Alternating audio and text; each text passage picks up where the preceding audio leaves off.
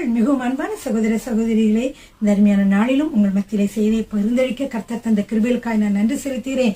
சுகமாக்கும் செய்திகள் வரிசையிலே பிரியமானவர்களை நான் செய்தியிலே பகிர்ந்து கொடுத்து கொண்டிருக்கிறேன். கர்த்தர் தாமே உங்களை ஆசீர்வதிப்பாராக. பிரியமானவர்களே, இன்றைய கேட்ட நான் செய்தியில கூட பிரியமானவர்களே, நாம் கர்த்தரை துதிக்க வேண்டும், அவருடைய துதியை சொல்லி வருவதற்காகவே நம்மை தெரிந்தெடுத்தார் என்று சொல்லி நான் கேட்டேன். பிரியமானவர்களாம் பிரியமானவர்களே, ஒவ்வொரு காரியத்திற்காகவும் நாம் கர்த்தருக்கு நன்றி செலுத்த வேண்டும். பிரியமானவர்களே, இந்த நாளிலும் நீங்கள் அநேகர் கவலையோடும் பாரத்தோடும் நீங்கள் கர்த்தர் மத்தியிலே செய்தியை கேட்க நீங்க வந்திருப்பீர்கள். உங்களுடைய வாழ்க்கையில எப்படிப்பட்ட போராட்டம் நடந்து கொண்டிருக்கிறது? குடும்பத்திலே போராட்டமா, இல்ல பொருளாதார பிரச்சனை, கடன் தொல்லைகளா, அல்லது நோய் நொடினாலே நீங்கள் வாடிக்கொண்டிருக்கிறீர்களா?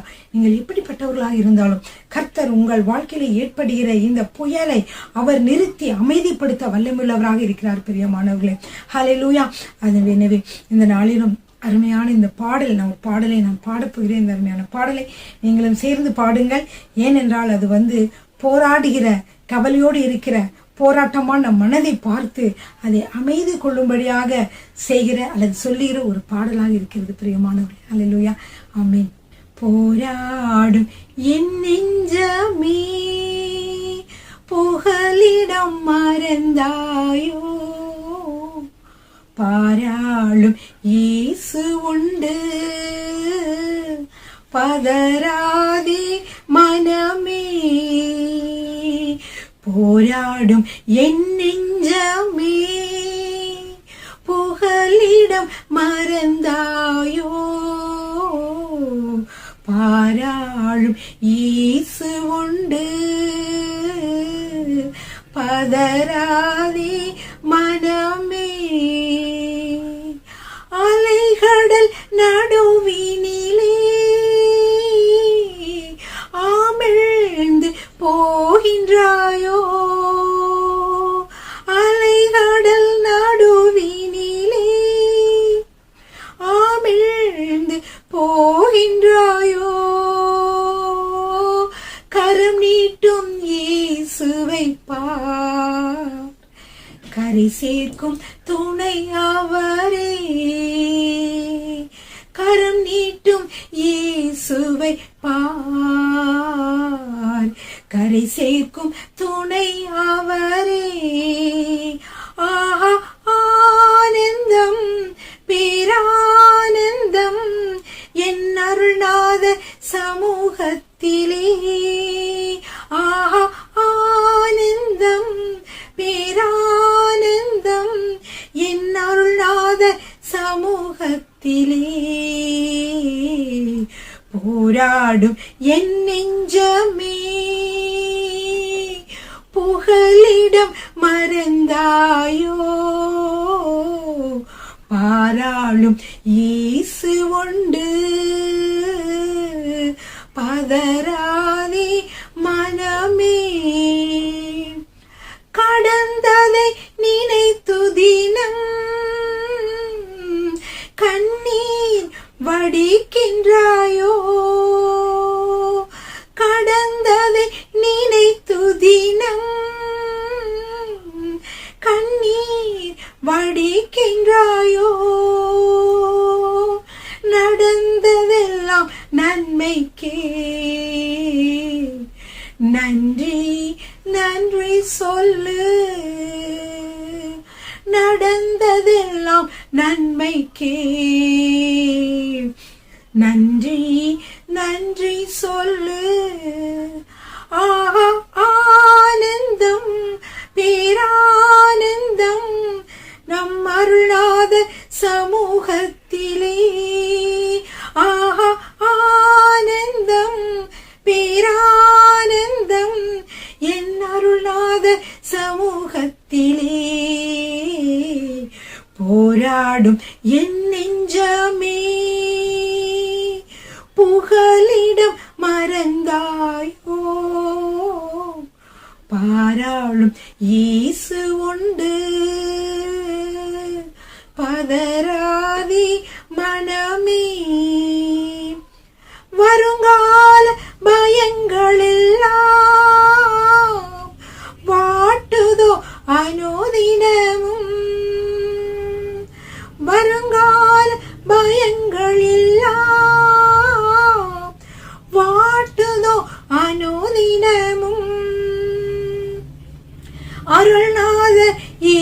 இயேசுவிடம் அனைத்தையும் கொடுத்துவிடு. அருள்நாதர் இயேசுவிடம் அனைத்தையும் கொடுத்துவிடு. ஆஹா ஆனந்தம் பேரானந்தம் என் அருள்நாதர் சமூகத்திலே. ஆஹா ஆனந்தம் பேரானந்தம் என் அருள்நாதர் சமூகத்திலே. போராடும் என் நெஞ்சமே புகலிடம் மறந்தாயோ. பாராளும் இயேசு உண்டு பதராதி மனமே. நண்பன் கைவிட்டானோ நம்பினோ எதிர்த்தனரோ. கைவிடா நம் தேவனின் கரம் பற்றி நடந்திடு.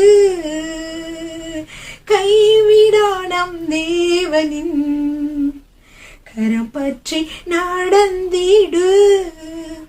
ஆஹா ஆனந்தம் பேரானந்தம் என் அருள்நாதர் சமூகத்திலே.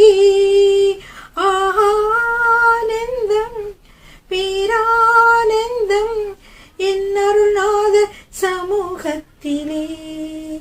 இந்த அருமையான வேளையிலும் உங்களுடைய கவலைகளை பாரங்களையும் கர்த்தர் மீது வைத்து விடுங்கள்.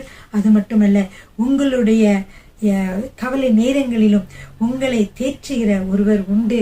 உங்களுக்கு அவர் ஆறுதல் செய்கிறவர் அவர் உண்டு. அவர் பாராளும் தேவன் உண்டு என்று சொல்லி நாம் பார்த்தோம். பிரியமானவர்களே, நண்பர்கள், உற்றார்கள், உறவினர்கள் உங்களை கைவிட்டாலும் கூட உங்களுடைய கரத்தை நீங்கள் இயேசுவிடம் கொடுத்து விடுங்கள்.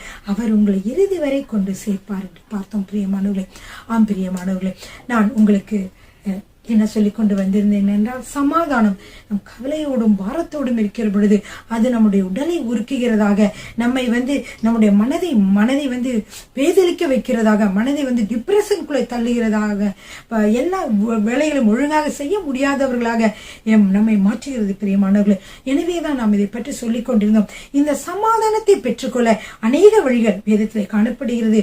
முதலாவது, நீங்கள் இயேசு கிறிஸ்துவை சொந்த இரட்சகராக ஏற்றுக்கொள்கிற பொழுது அவர் உங்கள் பாரத்தை எல்லாம் ஏற்றுக்கொண்டு உங்களுக்கு அவர் பாரத்தெல்லாம் அவர் ஏற்றுக்கொள்கிறவராக இருக்கிறார். பெரியமானவர்களே, அதே போல நீங்கள் அடுத்ததாக வேதத்தை நீங்கள் வாசிக்கிற பொழுது வேதத்தை வாசிக்கிறவர்களுக்கு மிகுந்த சமாதானம் உண்டு என்ற வசனத்தின்படி உங்களை சமாதானத்தினால் நிறைக்கிறவராக இருக்கிறார்.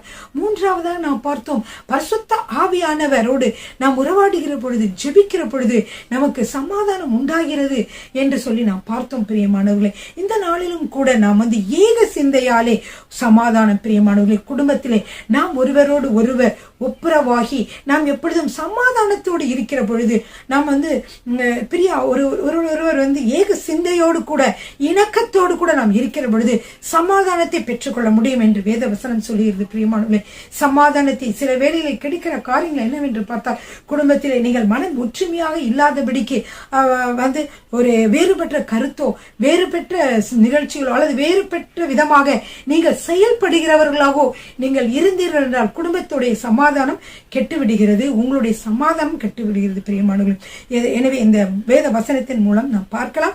2 கொரிந்தியர் 13:11 எடுத்துக்கொள்வோம். எல்லாரும் நோட்டு புத்தகத்தையும் பேனாவையும் வேதாகமத்தையும் எடுத்துக்கொள்ளுங்கள். ஏக சிந்தையால் சமாதானம் என்ற தலைப்பின் கீழே நான் சொல்லிக் கொண்டு வருகிறேன்.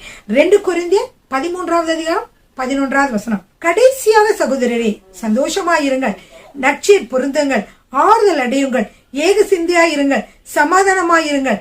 அப்பொழுது அன்புக்கும் சமாதானத்திற்கும் காரணராகிய தேவன் உங்களோட கூட இருப்பார். அப்போ நீங்க சமாதானத்தில் நிறைந்தவர்களாகவும் அன்பினால் நிறைந்தவர்களாகவும் இருக்க அதற்கு காரணமான தேவன் உங்களோடு கூட இருக்கிறார். எப்பொழுது அவர் உங்களோடு கூட இருப்பார்? என்ன சொல்றார்? எப்பொழுது நம்ம எப்படி இருக்க வேண்டும்? சந்தோஷமாக இருக்க வேண்டும், பிறருக்கு சந்தோஷத்தை தருகிறவர்களா இருக்க வேண்டும். அது மட்டுமல்ல, நற்செய்தி பொருந்துங்கள். நற்செய்தி பொருந்துங்கள்னா, உங்களுக்கு ஏதாவது பிணக்கமோ உங்களுக்கு ஏதாவது கருத்து வேறுபாடுகள் இருந்தா நீங்க என்ன செய்யுங்கள், உங்களோடு மற்றவரோடு நீங்கள் நற்செய்தி பொருந்துங்கள், ஆறுதல் அடையுங்கள், ஏக சிந்தையாயிருங்கள், சமாதானமாயிருங்கள். இது நீங்கள் செய்ய வேண்டிய காரியங்கள் பிரியமானவர்களே. அப்பொழுது தேவன் உங்களை என்ன செய்வார்?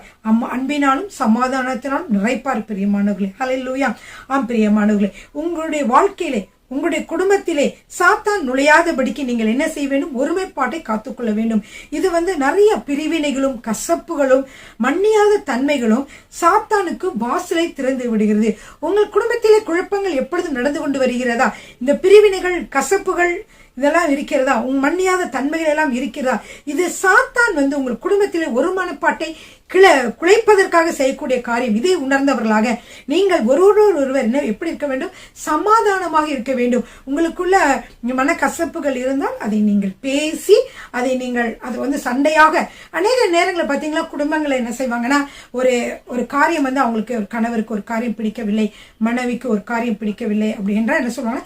உடனே ஆர்கியூமெண்ட்லயோ சண்டையிலயோ அவங்க செய்வாங்க இல்லையா? அப்படி சண்டையிலோ ஆர்கியூமெண்ட்லயோ செய்வாங்க. இதை நீங்க பாத்தீங்கன்னா அது எதுக்கு?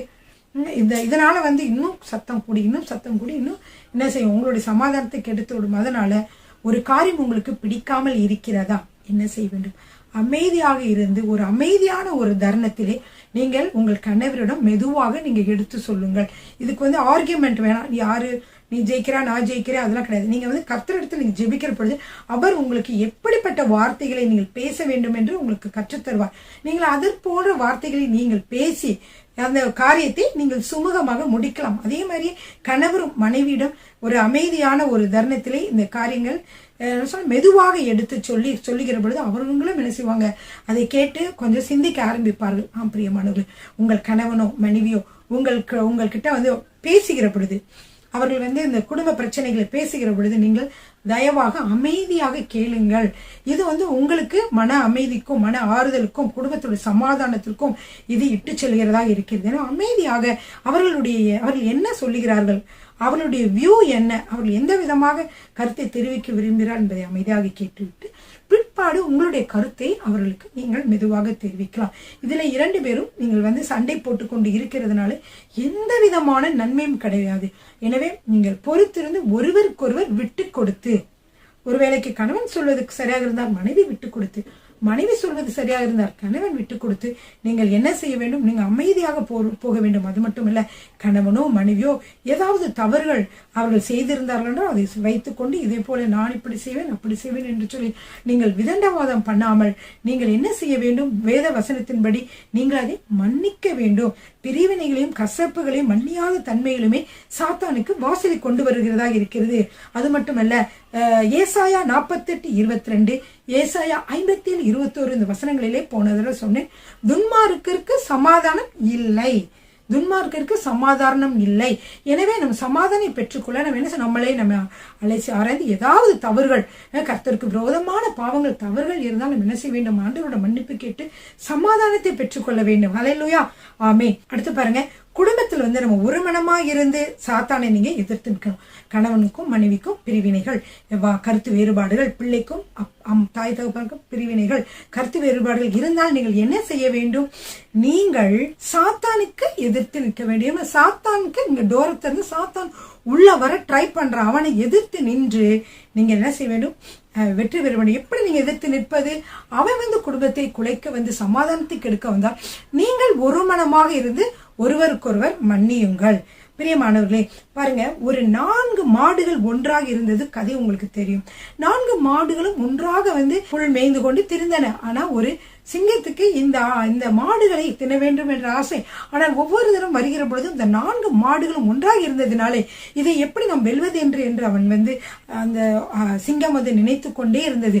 அப்பொழுது என்ன செய்தது என்றால், ஒரு குள்ள நரிக்கு ஒரு ஐடியா சொல்லிச்சு. அந்த குள்ள நரிகிட்ட இது கேட்டுச்சு, இந்த மாதிரி 4 மாடுகளும் அப்ப ஒன்றாக இருக்கிறது என்று. அப்ப அந்த குள்ள நரி சொல்லிச்சு, நான் ஒரு தந்திரம் செய்து இவங்களை பிரிக்கிறேன் என்று சொல்லி. அப்போ ஒவ்வொரு மாடுகிட்டையும் தனிப்பட்ட முறையில் போய் பேசி என்ன பண்ணிருச்சு, உங்களுக்குள்ள இவங்களை பத்தி அங்க பத்தி இங்க கூட உன்னை பத்தி என்ன நினைக்கிறாங்க தெரியுமா, உன்னை பத்தி இப்படி நினைக்கிறாங்க அப்படியா சொல்லி என்ன செஞ்சு விட்டுருச்சு. அந்த 4 மாடுகளையும் பிரித்த பிறகு சிங்கத்தால ஈஸியாக போய் என்ன செய்தது, அதை போய் யாரை விழுங்கலாமோ என்று சுற்றி திரிந்த அந்த சிங்கம் என்ன செய்தது, உணவாகி அவைகள் அனைத்தும் உணவாகி போனது பிரியமானவர்களே. அதனாலதான் பைபிள்ல ஒரு வசனம் போட்டிருக்குது, இதோ சகோதரர்கள் ஒருமித்து வாசம் பண்ணுகிறது எத்தனை நன்மையும் எத்தனை இன்பமும் ஆனது. அங்கே கர்த்தர் என்றென்றைக்கும் ஆசீர்வாதத்தையும் ஜீவனையும் கட்டளையிடுகிறார். என்றென்றைக்கும் கட்டளையிடுகிறார். எதை? என்றென்றைக்கும் ஆசீர்வாதத்தை, என்றென்றைக்கும் ஜீவனை கட்டளையிடுகிறார். எங்கே? சகோதரர்கள் ஒருமித்து வாசம் பண்ணுகிற பொழுது பிரியமானவர்களே. ஹல்லேலூயா. எனவே இந்த ஒருமனத்திற்கு தடையா இருக்கக்கூடிய எல்லாவற்றையும் நீங்கள் என்ன செய்ய வேண்டும்? விட்டு விலக வேண்டும். ஹல்லேலூயா. பிரியமானவர்களே, ஒரு குச்சியை நாம் உடைத்து விடலாம். 4 குச்சியை உடைக்க முடியுமா? உடைக்க முடியாது. அதுபோல்தான் பிரியமானவர்களே, ஒருவன் 1000 பேரை துரத்துவான், ஆனால் இருவர் எத்தனை பேரை துரத்துவார்கள்? 10,000 பேரை 10,000 பேர் என்றால் 10,000 என்ற அர்த்தம் பிரியமானவர்களே. பார்த்தீர்களா? கணவனும் மனைவியும் சேர்ந்து ஊழியமோ, கணவனும் மனைவியும் சேர்ந்து அந்த குடும்பத்தை சரியான விதத்தில் நடத்துகிற பொழுது அவர்கள் 1000 பேரை, தனி மனிதனாக இருந்தால், முரட்டு சிங்களாக இருந்தால் நீங்கள் 1000 பேரை தான் துரத்த முடியும். ஆனால் எப்படி ஒரு கணவன் மனைவியாக இருக்கிற வேலையில, ஒற்றுமையாக இருக்கிற வேலையில வேதத்தில் என்ன சொல்லப்பட்டிருக்கிறது? 2 பேர் 10,000 பேரை துரத்துவார்கள். ஹல்லேலூயா. சரிங்க பிரியமானவர்களே, இது உபாகமம் 32:30 இந்த வசனம் காணப்படுகிறது. எனவே நீங்கள் குடும்பத்தில் எப்படி இருக்க வேண்டும் என்றால், ஒரு மனம் உள்ளவர்களா, ஒரு மனமாக நீங்கள் இருக்க வேண்டும். குடும்பத்திற்கு விரோதமாக வருகிற எல்லா சத்துருவின் அசதி ஆலோசனைகளும், அந்தகார வல்லமைகள், பில்லி சூனியங்கள், பிசாசின் சதி திட்டங்களை எளிதாக நீங்கள் முறித்து விடலாம். கணவன் மனைவி காலையிலே ஜெபிப்பதன் மூலமாக அல்லது தூங்க போவதற்கு முன்பாக ஜெபிப்பதன் மூலமாக குடும்பத்திற்கு விரோதமாய், சமாதானத்திற்கு விரோதமாய், பிள்ளைகளுக்கு விரோதமாய், கணவன் மனைவி உறவுகளுக்கு விரோதமாய் வருகிற எல்லா அந்தகார சக்தியின் வல்லமைகள், பில்லி சூனிய கட்டுகள், பிசாசின் சதி திட்டங்கள் எல்லாவற்றையும் என்ன செய்ய முடியும்? நீங்கள் எளிதாக முறித்து விட முடியும். ஹல்லேலூயா.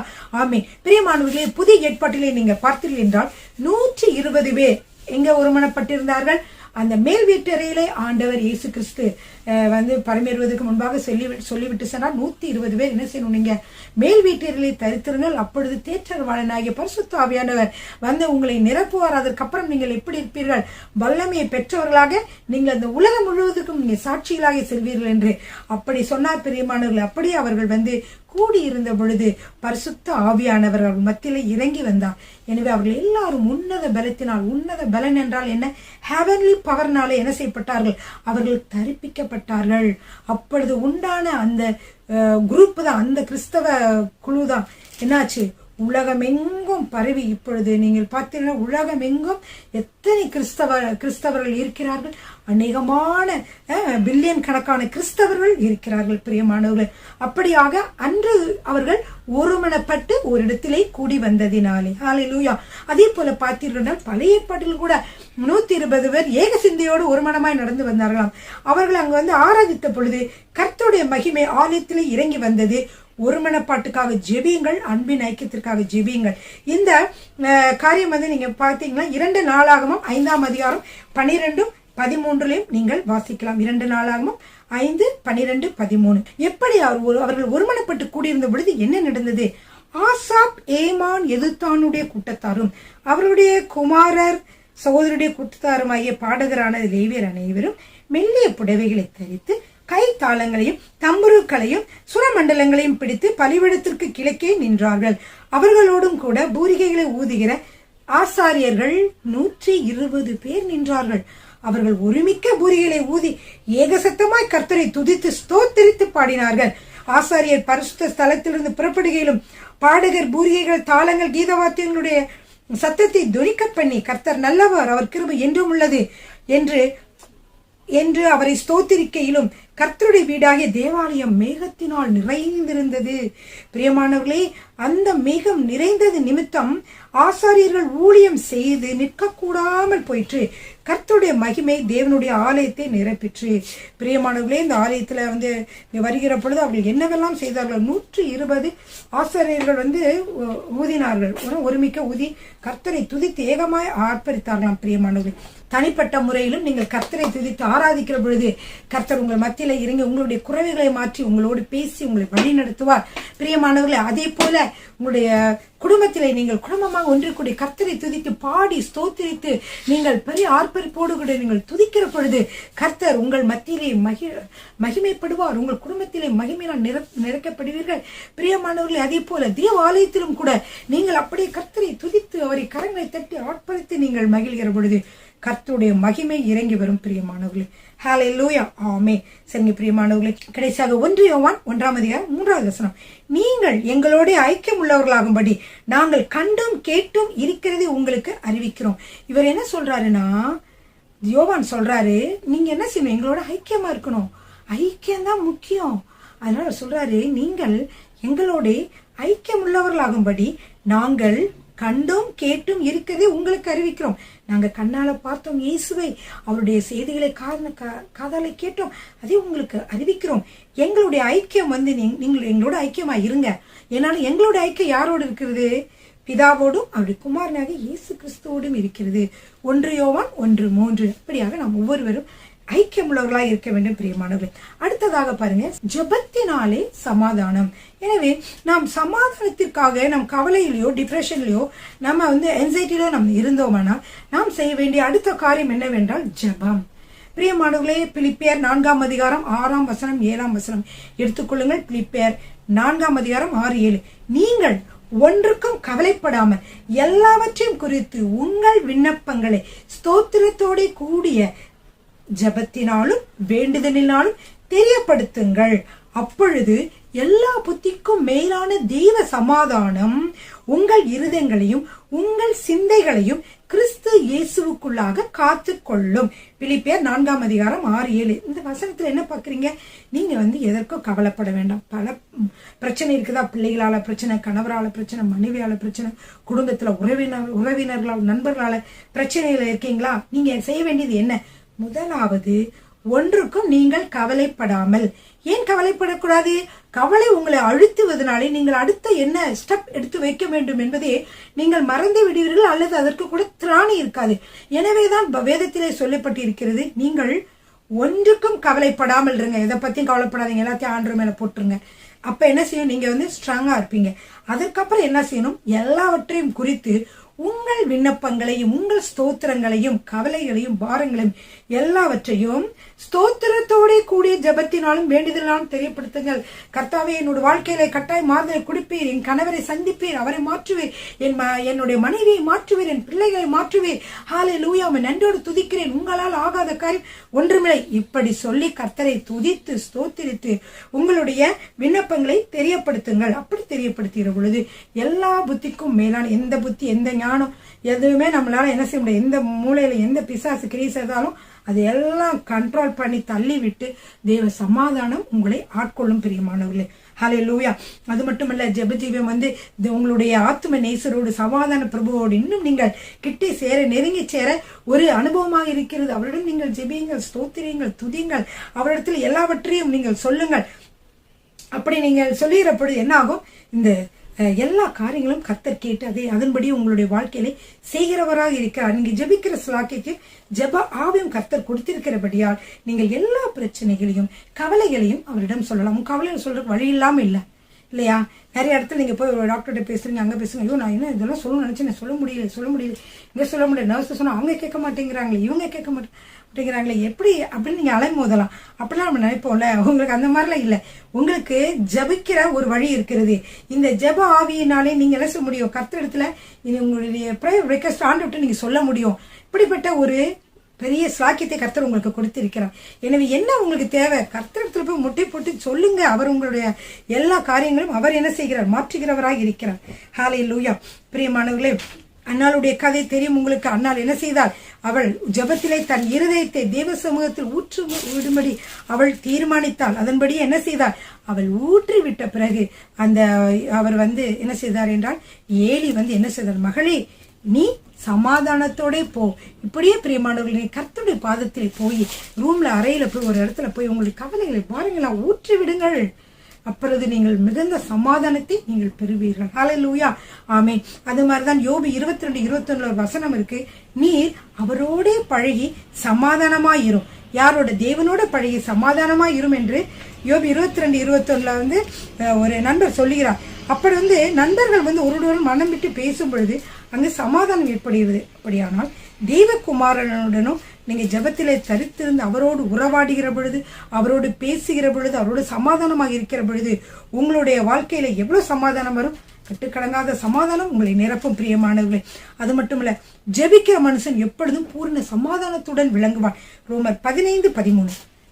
நம்பிக்கையின் தேவன் விசுவாசத்தினால் உண்டாகும் எல்லாவித சந்தோஷத்தினாலும் சமாதானத்தினாலும் உங்களை நிரப்புவாராக. சமாதானத்துக்காகவும் சரி, வேறு எந்த காரியத்துக்கானாலும் சரி, கர்த்தரிடத்திலே செல்லும் பொழுது நீங்க முறுமுறுப்போடு பல கொஸ்டின் எடுத்துக்கிட்டு முறுமுறுத்து நீங்க சொல்ல வேண்டாம். எல்லாத்துக்கும் பதில் இருக்கிறது. நீங்கள் வேதத்தை வாசிக்கிற பொழுதும் கர்த்தரிடத்துல போய் பேசுகிற பொழுதும் அவர் உங்களோடு பேசுவார் பிரியமானவர்கள். அன்றையும் அவரால் அழைக்கப்பட்டவர்களுக்கு சகலமும் நன்மைக்கு ஏதுவாக நடக்கிறது. எனவே நம்முடைய வாழ்க்கையில பல காரியங்கள், தீமையான காரியங்கள் நடந்தாலும் அவை எல்லாவற்றையும் ஒன்று கர்த்தர் நன்மையாக மாற்றுவார், அல்லது நன்மைக்காகவே நடந்திருக்கும் பிரியமானவர்கள். எனவே கவலைப்பட்டு, கடந்த காலத்தை பற்றி கவலைப்பட்டு நிகழ்காலத்தை நீங்கள் இழந்து விட வேண்டாம். அப்படியே பிரியமானவர்கள், ஜெபிக்கும் போது கர்த்தர் விண்ணப்பத்தினாவினாலும் மன்றாட்டினாவினாலும் உங்களை நிரப்புவாராக. எனவே நீங்கள் உங்களுடைய கண்ணீரை கர்த்தர் ஒரு காலம் புறக்கணிக்க மாட்டார். அழுகணுமா, கவலையா இருக்கா, வேதனையா, கர்த்தரிடத்துல போய் அழுங்க. மற்றவர்களிடத்துல சொல்லி நீங்க அழுகிறதுக்கு பதிலாக நீங்க கர்த்தரிடத்துல போய் அழுது நீங்க சொன்னீங்கன்னா அவர் ஒரு தாய் தீட்டுவது போல அவர் உங்களை தேற்றுகிறவராக இருக்கிறார் பிரியமானவர்களே. எனவே சங்கீதம் 55:22 சொல்லப்பட்டபடி கர்த்தர் மேல் உன் பாரத்தை வைத்து விடு, அவர் உன்னை ஆதரிப்பார், நீதிமானை ஒருபோதும் தள்ளாட விடமாட்டார். பிரியமானவர்களே, கர்த்தர் இப்படியாக ஜெபிக்கிற ஒவ்வொருவருக்கும் அவர் செய்கிறவராய் இருக்கிறார். எனவே இந்த நாளிலே நாம் பார்த்தோம், ஏக சிந்தையோடும் கூட ஒரு மனத்தோடும் இருக்கிற பொழுது நம் சமாதானத்தை பெற்றுக்கொள்கிறோம். நம்முடைய எல்லா டிப்ரெஷன், மன அழுத்தங்கள், மனக்கவலைகள் எல்லாம் மாறுகிறது. இரண்டாவது, ஜெபத்திலே கர்த்தரோடு நீங்கள் உறவாடி அவரோடு நீங்கள் ஐக்கியப்பட்டு பாடல்கள் பாடி துதித்து அவரிடம் ஜெபிக்கிற பொழுது நீங்கள் விடுதலை பெற முடியும். பிரியமானவர்களே, இதை கேட்டுக்கொண்டிருக்கிற அநேகர் இந்த காரியங்களை நான் சொன்ன வசனத்தின்படி நீங்கள் செய்து விடுதலை அடைந்திருந்தால் நீங்கள் எங்களுக்கு தெரியப்படுத்தலாம். யூடியூப் மூலியமாகவும், யூடியூப்ல இருக்கக்கூடிய மெசேஜ் மூலியமாகவும் நீங்கள் தெரியப்படுத்தலாம், அல்லது வாட்ஸ்அப் மூலியமாக எங்களுக்கு தெரியப்படுத்தலாம். நீங்கள் எங்களோடு தொடர்பு கொள்ளலாம். பிரியமானவர்களே, கர்த்தர் உங்களை ஆசீர்வதிப்பாராக. ஹல்லேலூயா, ஆமென்.